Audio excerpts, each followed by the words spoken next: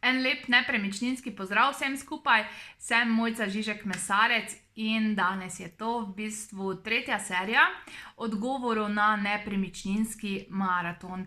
Nepremičninski maraton je torej potekal dobra 2 meseca nazaj in v nepremičninskem maratonu smo v bistvu skupaj reševali nepremičninske izzive in to seveda brezplačno. Kot vedno poudarim, sem res zelo vesela in hvaležna, da nas spremljate v tako velikem številu in za vsa vaša ta vprašanja. Z temi izzivi tudi jaz rastem, zaradi tega, ker z določenimi zadevami se ne srečujemo v nepremičninah vsak dan in je včasih treba seveda tudi znanje malo obnoviti, se mogoče kaj posvetovati in kaj prebrati. Tako da se vam res zahvaljujem za vse skupaj. Seveda ti nasveti brezplačni sem se odločila, da bodo potekali še naprej. In sicer bom 2-krat na mesec razpisala termine, ker boste seveda nam na mail poslali vaše nepremičninske izzive in jih bomo skupaj seveda reševali. Zdaj mislim, da bom se odločila za neko določeno število vprašanj, na katere bomo odgovorili. Tako da, hvala res, da nas spremljate in dajte še nas naprej spremljati in dajmo skupaj reševati nepremičninske izzive. Zdaj pa gremo kar k vprašanjem. Jaz sem danes vzela 2 vprašanja in sicer od Jureta. Od Jureta mislim, da sem že objavila gor na internetu en dan odgovor. In sicer Jure se je zanimal za stanovanje, katerega etažna lastnina še ni urejena. Zdaj ne bom vsega brala. V glavnem, zanimalo ga je, če je smiselno pridobiti bivše kupoprodajne pogodbe kot nek dokaz lastništva stanovanja. Sem v dilemi, prosim za nasvet. Juretu smo odgovorili na mail, tako da bom kar prebrala odgovor. Pozdravljeni, najprej je osnova, da pregledate seveda celotno verigo pogodb od prvega lastnika naprej, saj brez tega vpis seveda ne bo možen. Sklepam, da so že seveda pogodbe na sodišču, zato zaprosite sodišče za vpogled v kopije in dobro preverite, če so vsi overjeni originali res priloženi tam.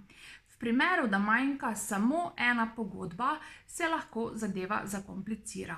Lahko je recimo pogodba, ki je zastavljena. Če vam karkoli ni jasno, mi lahko pišete.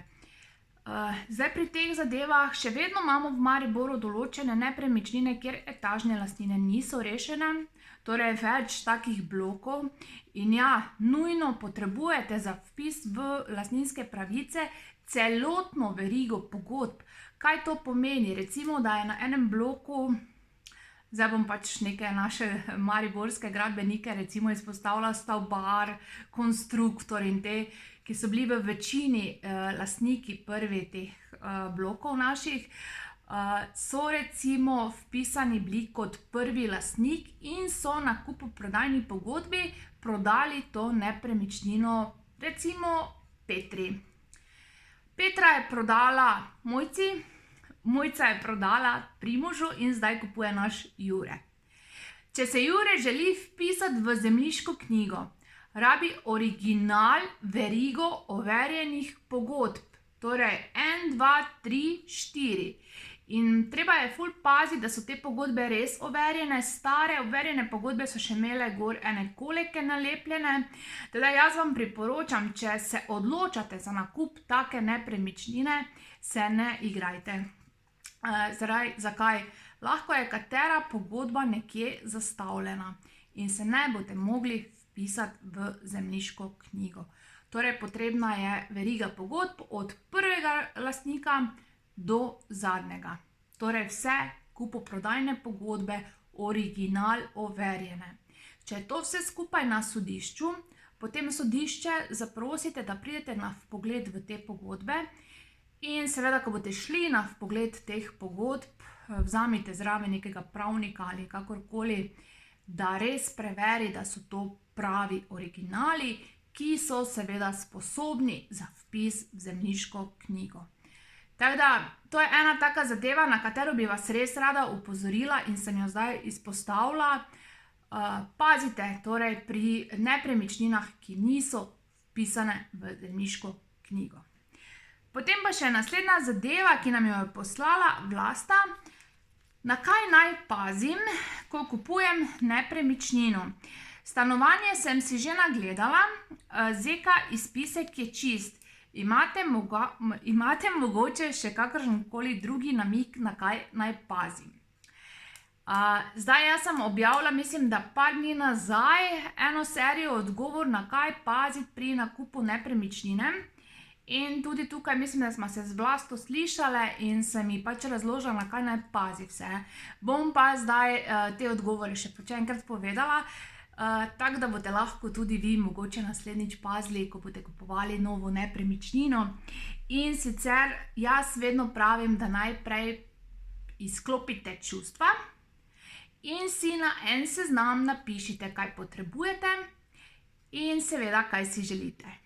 Ker želite si lahko, recimo, da je vaša tašča doma 100 km stran, potrebujete pa taščo v naslednji ulici, ker mora vsak dan otroke pobrati. Recimo. Tako da dajte si napisati, kaj potrebujete, kaj želite, pa si potem najdite eno sredino. Ker dostikrat stranke nepremičnino prodajo po enem letu, ko živijo notri v njej. Zakaj? Zaradi tega, ker so ugotovile, da to ni tisto, kaj potrebujejo.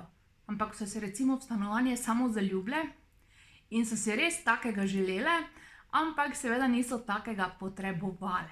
Teda to je ena taka prva zadeva, ki bi jo rada izpostavila.